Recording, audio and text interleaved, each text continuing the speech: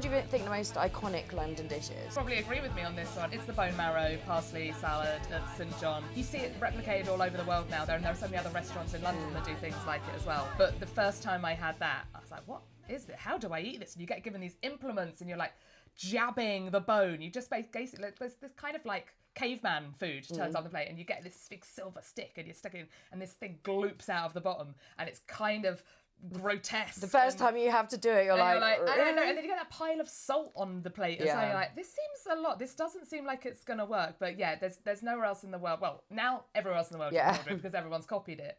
But that just seems like so London, so St John. Yeah. That is the most iconic London dish for me. It's been the most influential dish in the world, without any shadow of a doubt. It's so impressive, whether you're just looking at a steakhouse, putting bone marrow as a key ingredient in their gravies, all the way through to, like you said, complete replicas, you know, even going to Lee. But Lee used to work at St John. So I remember going to America, to New York, and Trash and Vaudeville was the first place I went. I was like, hang on a minute.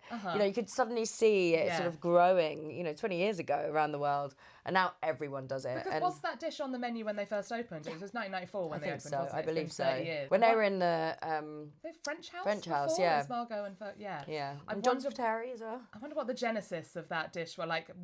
How did that happen? Yeah. What was he doing where he's like, I've got this bone, a bit of pasta, just some lovely Well, toast. I guess it's one of those things, if you've ever made gravy, you've got roasted bone marrow. And if you loathe the smell of roasted bone marrow and dripping, it's the roast dinner, isn't it? So it kind of makes sense. I think historically we would have very much, you know, we used to eat the bottom of the roasting tray. And now you know all the gunge that comes out of it is what makes the delicious things like gravy. So I'm going to say Tayyabs for the lamb cutlets. Oh, yeah. I think absolutely that solid is shout there. That is a really important one. It's important to London culture. It's in Whitechapel. Tayyabs is actually a Punjabi restaurant, so you're getting the real deal. Yeah, it's an experience. I've not been there in so long. You've inspired me. It might not be the best anymore, but it is most certainly, again, one of the most iconic and important places to go. Also, I don't necessarily want the best of everything. If something's good enough, it's good enough. And like how exponentially better can something be than something else? If you're in the right place, the vibe is good. Is Tayyabs still BYOB as well? I doubt it. Okay, I don't know. all right. It is. Hey, if I've got my like blue offie bag with a Tisky in it and I'm happy.